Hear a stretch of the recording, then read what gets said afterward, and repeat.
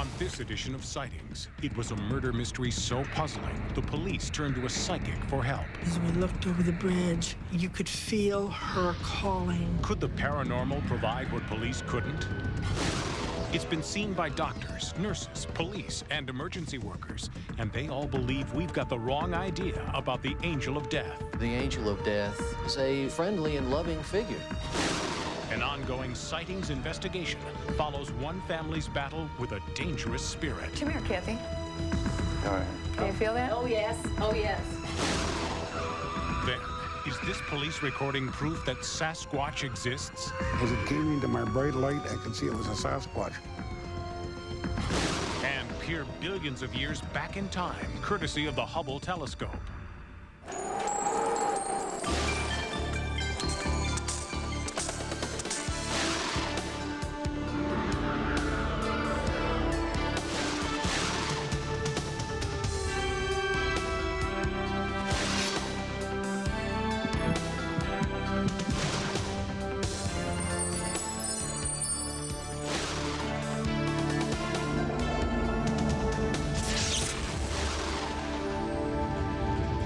Welcome to Sightings. I'm Tim White. Just 10 years ago, psychic detectives were a joke. They were a nuisance for police departments trying to solve baffling cases. Then a strange thing happened. Sometimes the callers were right. Sometimes their psychic hunches turned out to be true. A few historic cases in the 1980s forced police to look at psychics with new respect. And one of the cases that changed law enforcement's attitude dramatically was the case of Mary Cosette.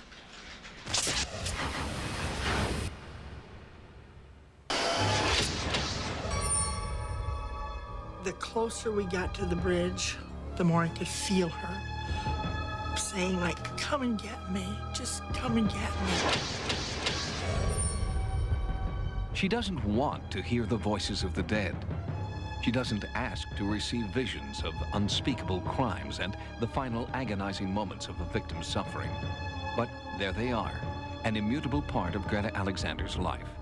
Greta doesn't know why the visions come, but it all started after she was struck by lightning.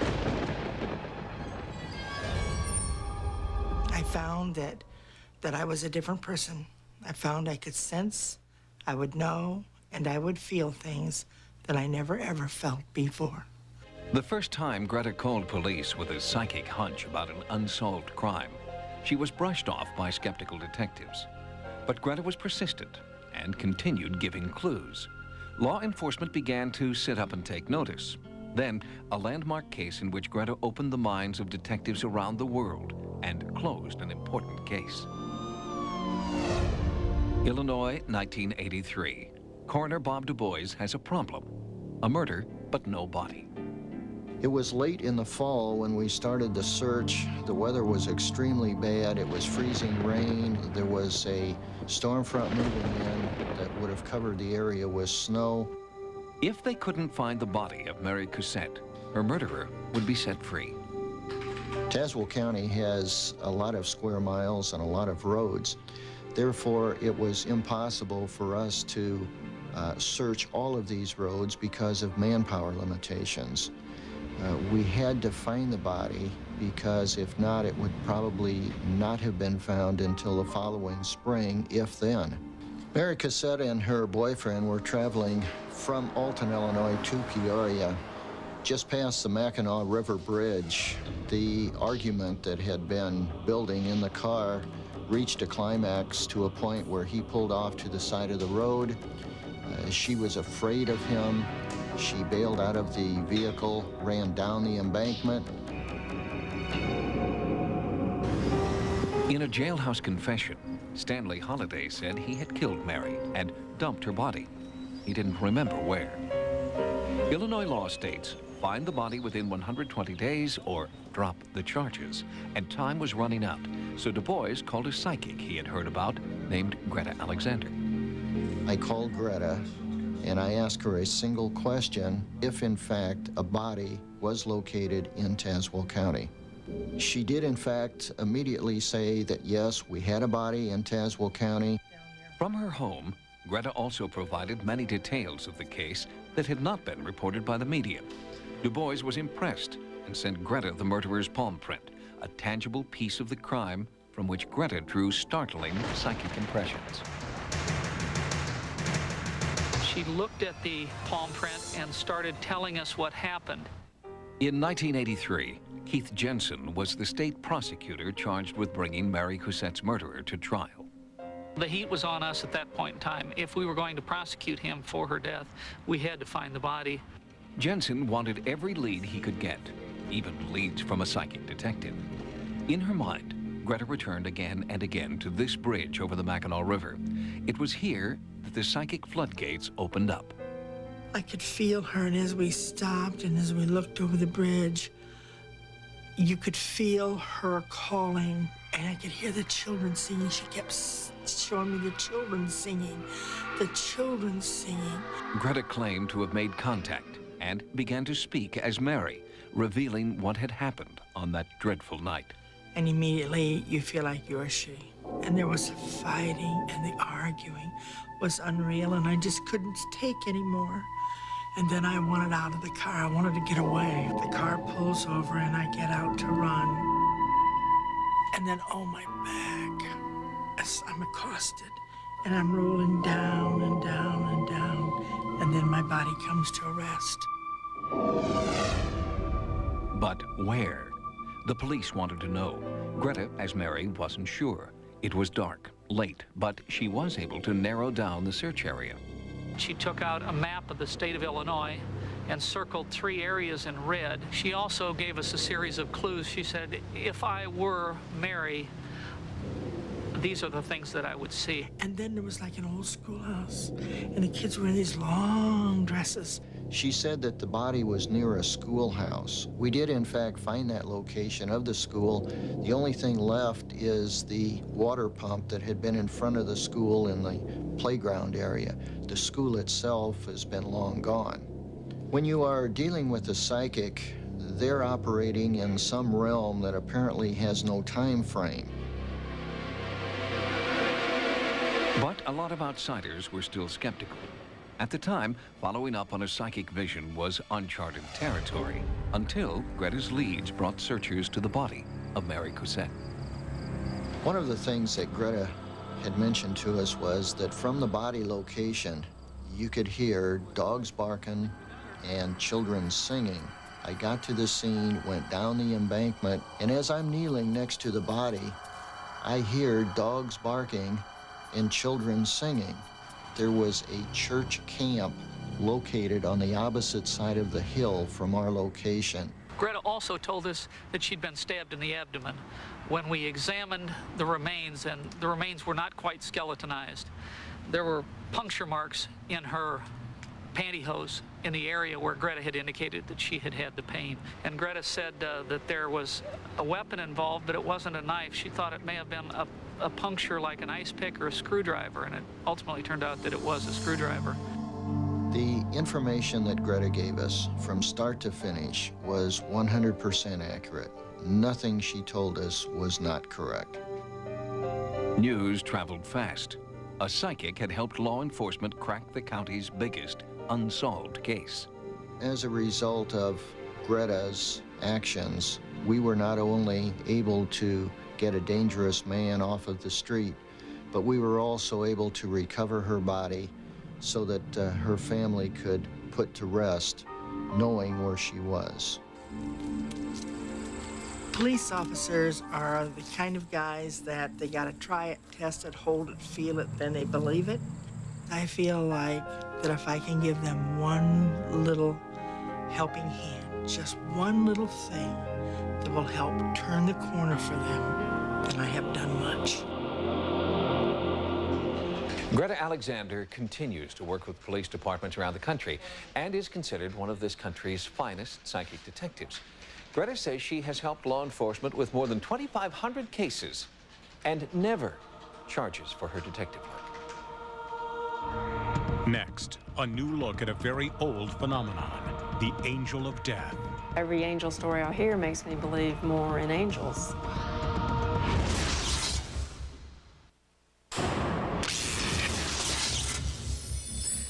Many people who have been declared clinically dead, only to be revived a short time later, tell remarkably consistent stories about what we can expect in the afterlife. The warm, welcoming light at the end of a mysterious tunnel is the now familiar hallmark of the near-death experience. But survivors at the bedside of dying loved ones also have a story to tell, of radiant beings who they insist are a far cry from the legendary angel of death we know as the Grim Reaper.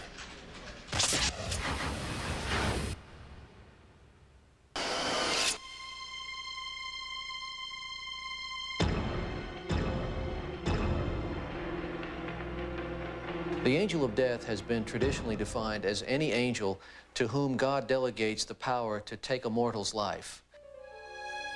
However, as noted historian John Ronner points out in this book, it is the devil's messenger with cape and scythe that most people associate with the angel of death. The angel of death in our culture goes back primarily to the Bible, where angels are dispatched for the purpose of bringing death. During the Middle Ages, that image of a beatific angel ferrying the dead to heaven changed to the horrible visage we know today. But as the millennium draws to a close, there is evidence that the angel of death has returned to its original protective being. The good news is that generally the angel of death, contrary to the darker legends, is a rather friendly and loving figure. Recently, angel researchers like Ronner have seen a remarkable trend. Survivors, family members, and even their doctors are sensing the presence of a radiant protective angel that waits beside the dying. Jack Allman has worked with the Greensboro, North Carolina Police Department for over 26 years. As a patrol officer, violent crime and traffic accidents were part of Jack's routine. I witnessed death quite often, probably on the average of once a week. I've always been very skeptical of angels or any other claim of religious experience like that. Through my training as a police officer, I was trained to be skeptical of things. Then, on the evening of January 7, 1984, Jack Allman was forced to reevaluate his skepticism when an apparition appeared to him by his dying mother's bedside. I just want you to know that it's okay to die. I know that you're ready to go. And I told her that I loved her and that she should enjoy the trip. It was time for her to go, and that it was okay for her to go. And I think she was at peace when we talked about that. As his mother closed her eyes, Jack sensed a peaceful serenity descending upon the room. All of a sudden, I was aware that her bed was encircled by possibly 11, 12 different beings completely encircling her bed. And these beings were dressed in a coarsely woven burlap-like cloak, and there was a very warm golden glow bathing the entire area. They were standing as a human being would stand. They were just very quiet, very still, and I could actually see through the being that was on my left. 4 hours after this awe-inspiring angelic encounter, Jack's mother was pronounced dead. I've heard that the soul departs from the body before the body actually dies. So this may very well have been what I saw. Days passed before Jack shared his experience, and then only with his wife. It was years before he told his story to anyone else, remembering that he was once a skeptic of the supernatural. I believe that the figures were angels, and I believe that they came to escort my mother's soul to heaven. That's what I believe. For years, Jack wondered, was he the only one who had seen them? The question was answered for Jack by fellow North Carolinian Leonard Day. Day is an author and counselor whose extensive angel research is included in his books, lectures, and in his artwork. He came to me and he explained the entire encounter, and I said, yes. I said, you had an angel encounter. He had what we call a true case of an angel interaction. Leonard Day has interviewed over 100 people with terminal illnesses and has found that a staggering number of them have had angelic encounters, identical to Jack Allman's. It is believed that this glow that they are seeing is the actual radiance of the power of God, and it is their power source that they are bringing with them. But, Day says, he has also researched angelic apparitions which appear in animal, human, or abstract form. Linda Davis is a registered nurse whose personal encounter with the angel of death took an abstract form. 6 years ago, Linda was on duty at the hospital when she saw what looked like a cloud of smoke hovering over a dying man on a stretcher. And when the cloud went away, the patient died. And it was just always been my belief that that was the angel who came after him. I believe in that case that the angel took on the form of a mist that was probably the departure of the spirit of this loved one departing and going on. You just feel awe when you see something like that because you feel like you've been given a glimpse, a little bit of a glimpse of the other side. Hey, hotshot. Partly because of her angel experience, Linda is dedicated to promoting hospice care because it allows her patients to die at home, among loved ones, in an atmosphere conducive to a spiritual encounter. I've had them tell me that the angel came and took me and showed me heaven, showed me where I was going. This is very common. In fact, it's more common for it to happen than for it not to happen. Dr. Ann Alexander is an internist who works in the emergency room at an area hospital. Dr. Alexander believes that modern science and advancing medical technology sometimes inhibit the appearance of the angel of death. We've taken dead people and we've kept their body alive, but there's more to a person than just their body. There's their soul. And if the soul isn't getting anything out of life, then what good is just the clothing?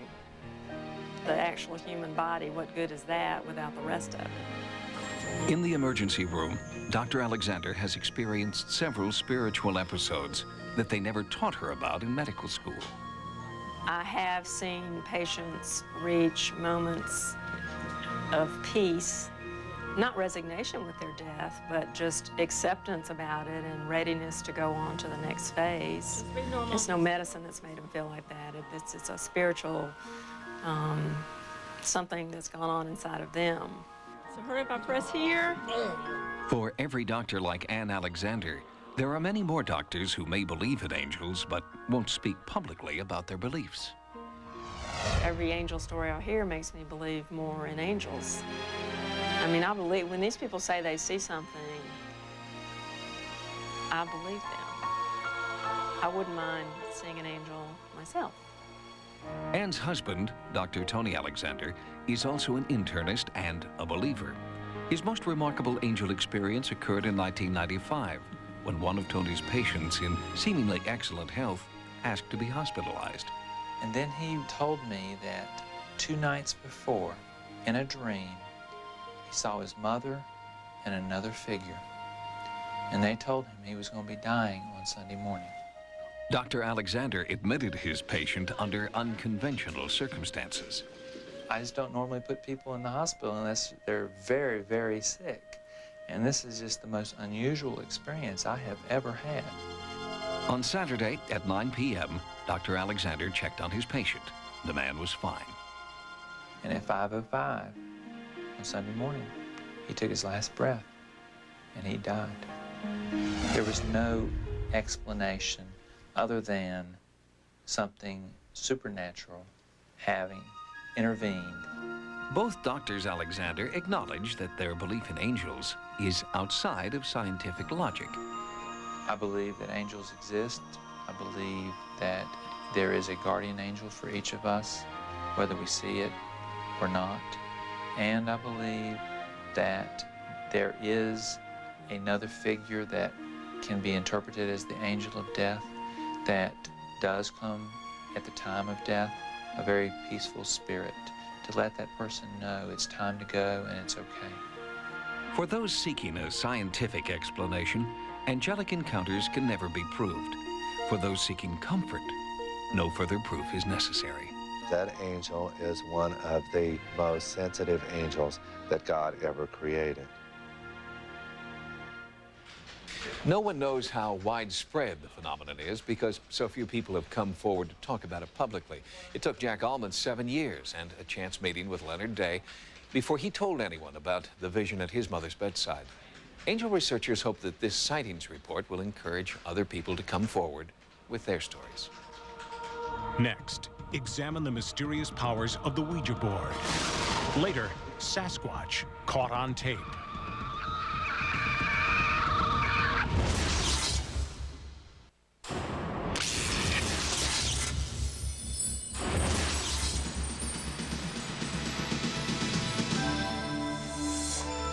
Here are some of the stories Sightings is following in the news. Is the Ouija board a toy or a mystical device for communication with the great beyond? A researcher at the Rhines Institute for Parapsychology is undertaking a new study to find out, and he needs your help.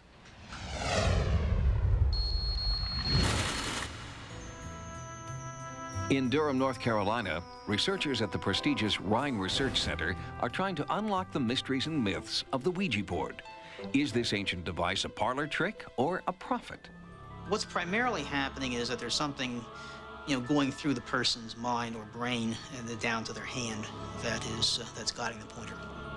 As far back as 500 BC, the triangular device called a planchette was used by mystics and metaphysicists as a conduit to divine instruction.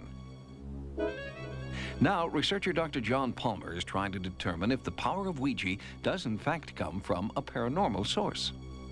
You have a sender in a room upstairs who's attempting to transmit a simple one-syllable word to one or two recipients who are seated downstairs.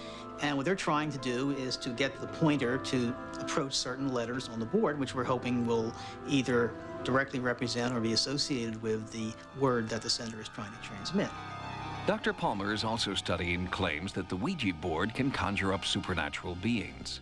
The phenomenon is called automatism, where the person using the planchette feels that some external source is guiding their hands over the board. One theory is that the source of the communications are spirits. The other theory is that these come from our own unconscious minds. And of course, it could be a bit of both. Research into the source of the enigmatic power of the Ouija board is ongoing, both in Dr. Palmer's Rhine Institute laboratory and in a nationwide survey and test available through the Institute's website.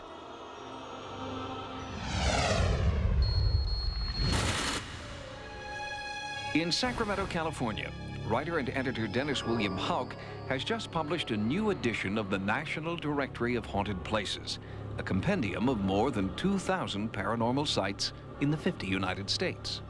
The book started as a kind of a reference book for researchers. We wanted to assemble our best cases, and it was kind of a competition with our British counterparts, and we just wanted to show that we had a lot of good cases on record. As we got into it, though, we realized that a lot of these cases were still going on, and we wanted to make a directory that people could actually go to and visit and maybe perhaps see something or encounter something.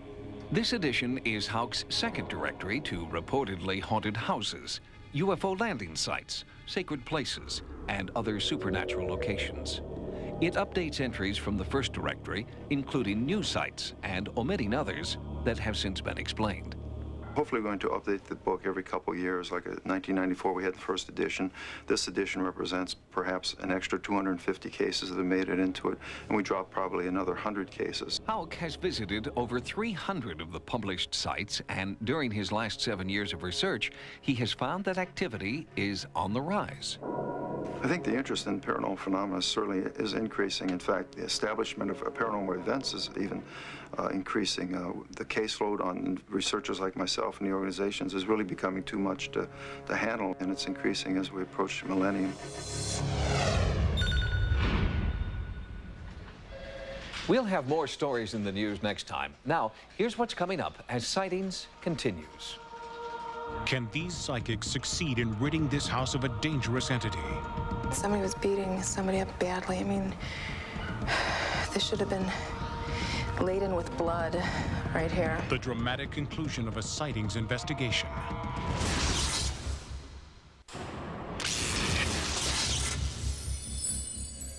A lot of paranormal investigators believe that there are invisible doors between this world and the next, and that these cosmic portals allow spirits from the past to visit the present. On recent editions of Sightings, we brought you the haunting story of the Johnson family, who are finding out that a ghost door can open anywhere. And you never know who is going to show up.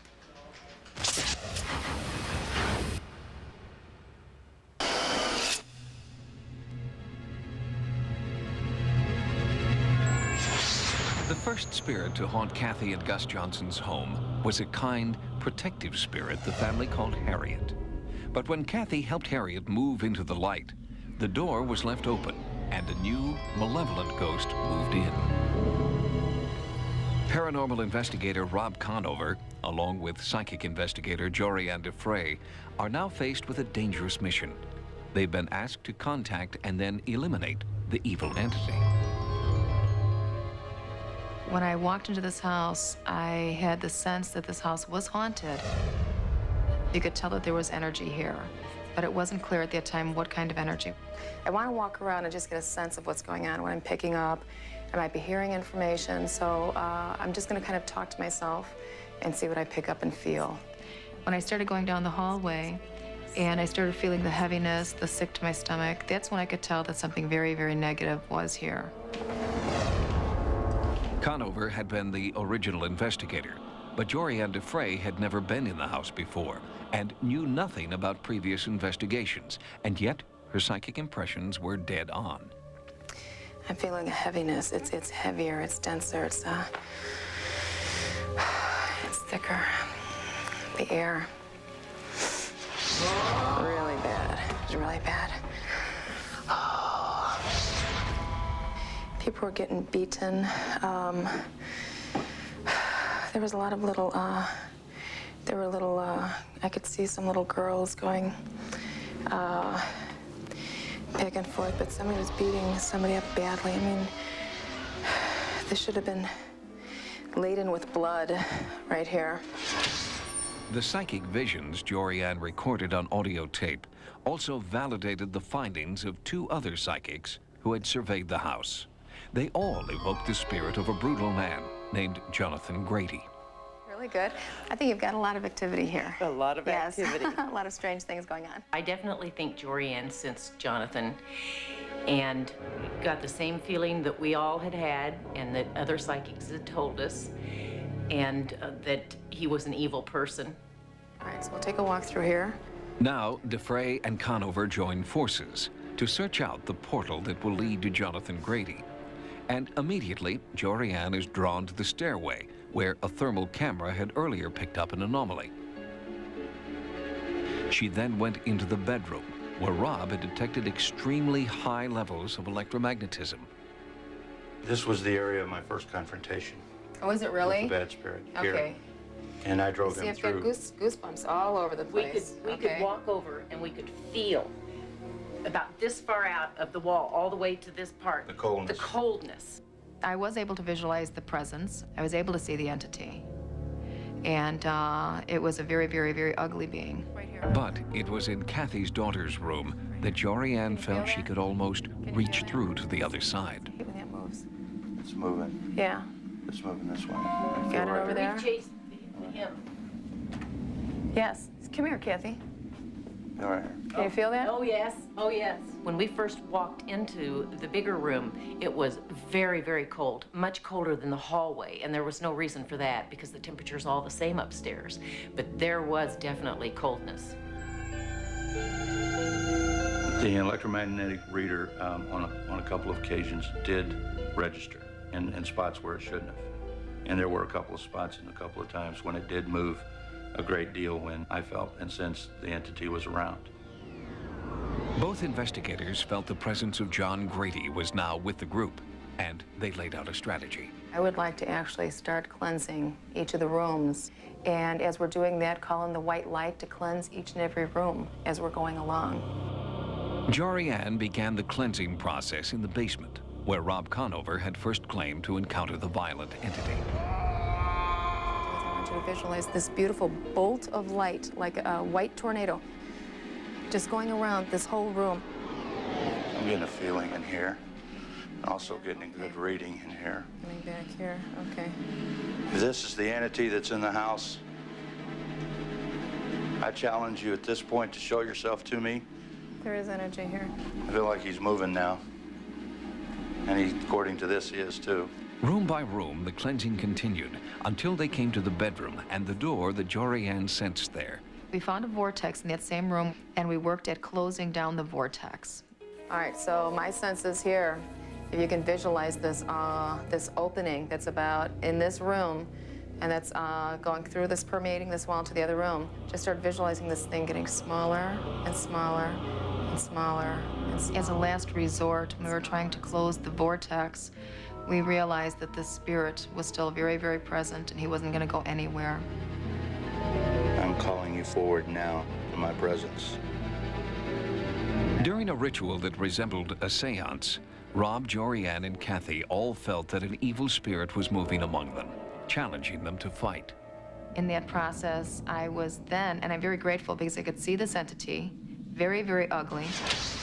When I sensed him, the same animosity was there, the same negativity, the same challenge. Come on, you guys think you're so smart. You know, try to get me. What was going through my mind was I was determined to do exactly what she said to help rid the family of this entity. When she began telling me what I was going to see, of course, I began seeing that. You know, as soon as my head dropped, I just kind of knew that I was going to be kind of used so Rob could hear this entity speak and what the entity was saying. There was a physical confrontation in my mind between me and an entity. It's time for you to go. You're not wanted here anymore. I saw myself just physically fighting with this thing, and to the point where I did subdue him and get him into this box and push him into this abyss that I was seeing in my mind. Emotionally, I could feel it. My jaws were tight. They felt tired afterwards. My body felt tired. I felt like we had done it physically. This is a hole that has to be like that which goes on forever. Going down, down, down, down, down.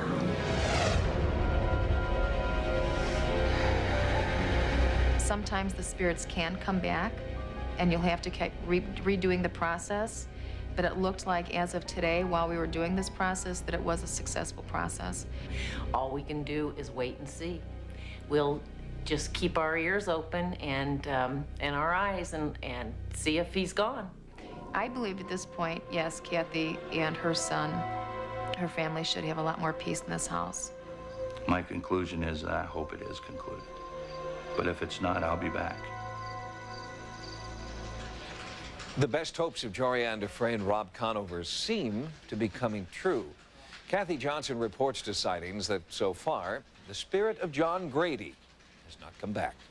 And Kathy says her whole family is relieved to think that he has, probably, closed the door behind him. For a number of Native Americans, the ancient myth of Sasquatch is very much alive. They tell us not to look into his eyes because he can steal your spirit.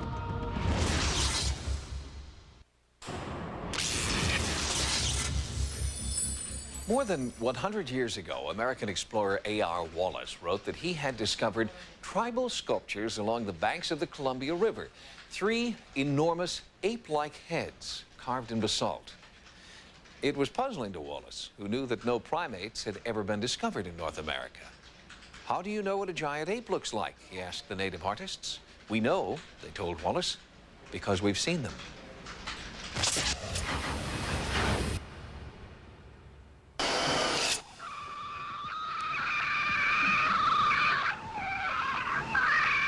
This field recording is believed to be the warning call of Bigfoot. While investigators have largely concentrated on retrieving physical and photographic proof that the legendary creature is alive, audio recordings are now emerging as the best evidence. Most recently, this mysterious sound made headlines in Ohio. It is quite different from the aggressive shriek recorded more than 20 years ago in the state of Washington.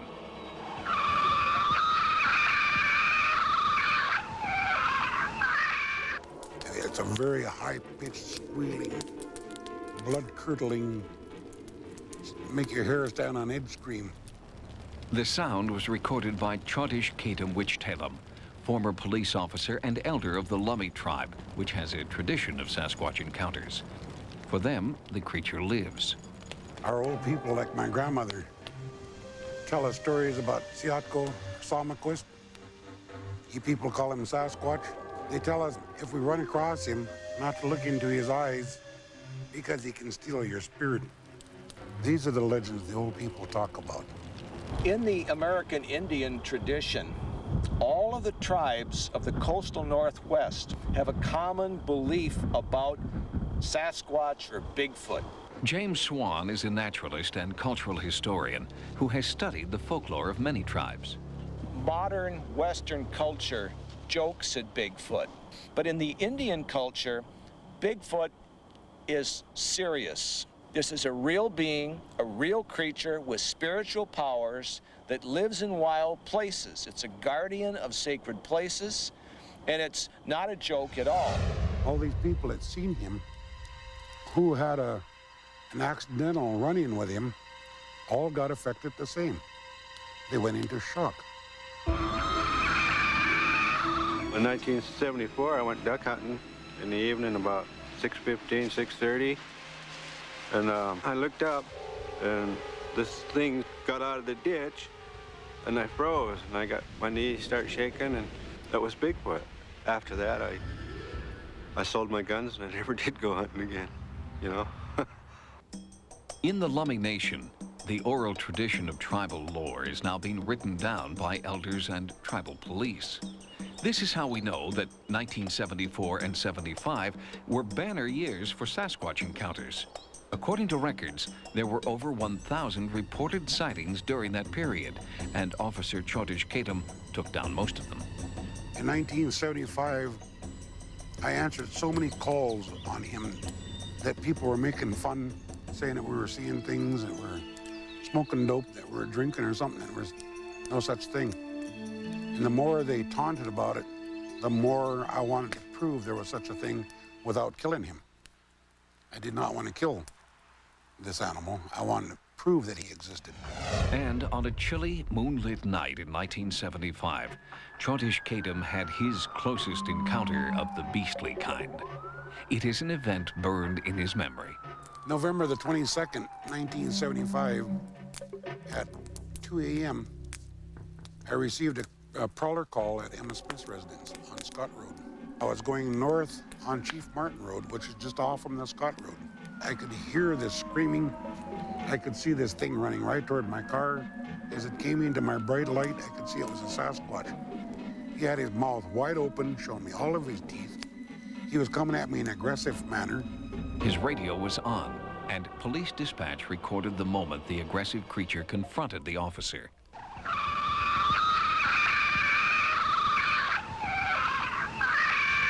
Sightings asked Michael D., the mammal curator for the Los Angeles Zoo, to render an opinion on the alleged Bigfoot recording.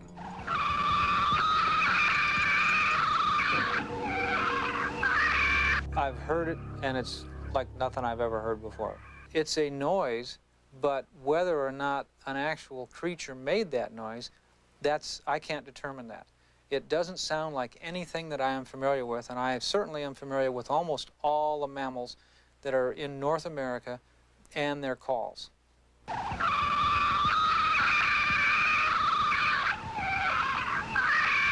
The source of this disturbing wail may never be known.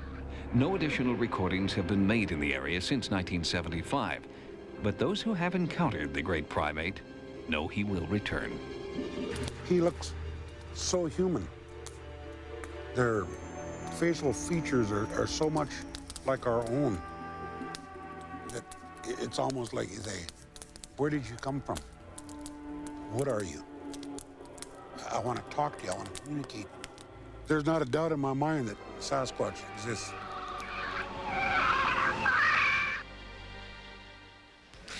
The Lummis are not the only indigenous people who believe in the reality of Bigfoot. In fact, every single tribe in the coastal Northwest, from Alaska to California, has a traditional belief in Sasquatch. Next, can astronomers actually look back in time? It's an instrument that literally lets us look at what the universe was like when the universe was younger.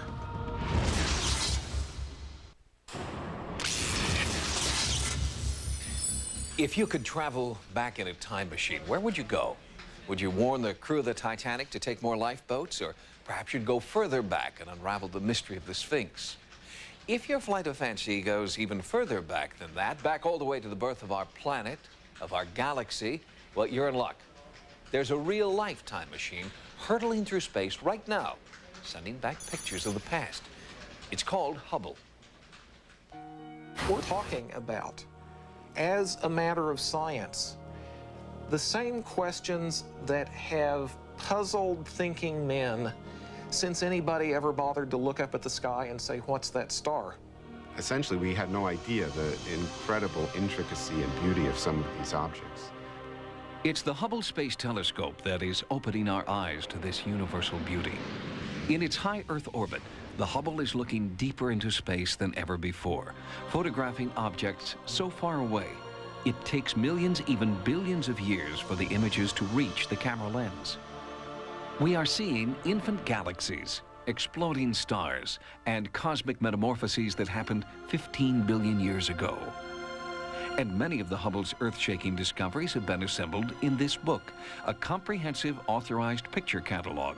Martin Caden co-authored the book, aptly titled A Journey Through Time.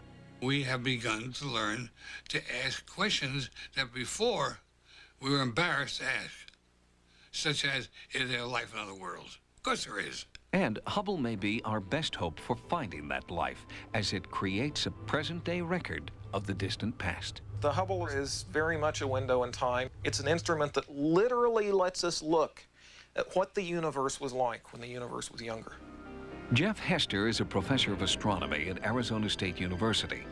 He is part of the Hubble team, working to further the vision of Edwin Hubble, one of the first astronomers to explode the boundaries of outer space.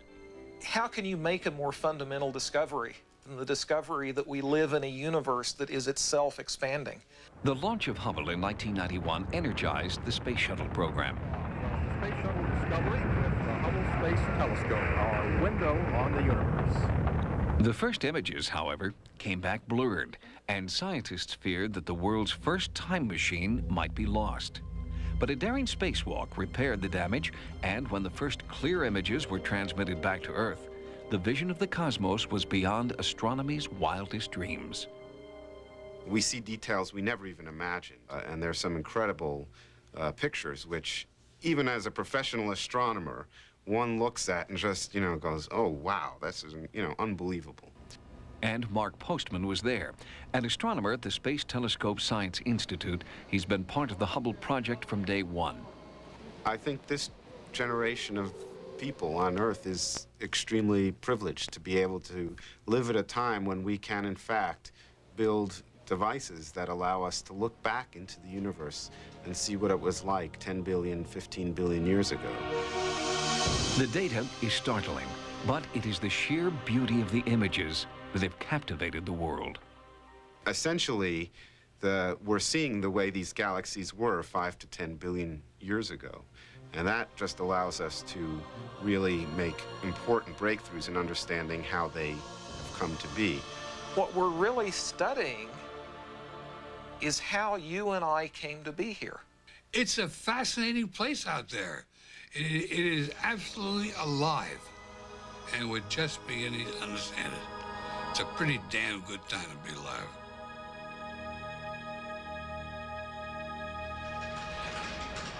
Hubble is sending back pictures of the past, but it's traveling in the present. No one knows what the galaxies that Hubble is discovering look like right now. There may be planets there, life forms, perhaps even intelligent beings. Who knows? Perhaps the first proof of life on other planets will be an extraterrestrial home video transmitted back to us via the Hubble Space Telescope. If you've had a paranormal experience, please write to us at Sightings. Sightings can also be contacted at America Online at keyword Sightings. Download images, sounds, and QuickTime clips from Sightings episodes. On the internet, access information about sightings and the paranormal at sci-fi.com/sightings. Until next time, remember, no mystery is closed to an open mind. For Sightings, I'm Tim White. Next on Sci-Fi, Dark Shadows.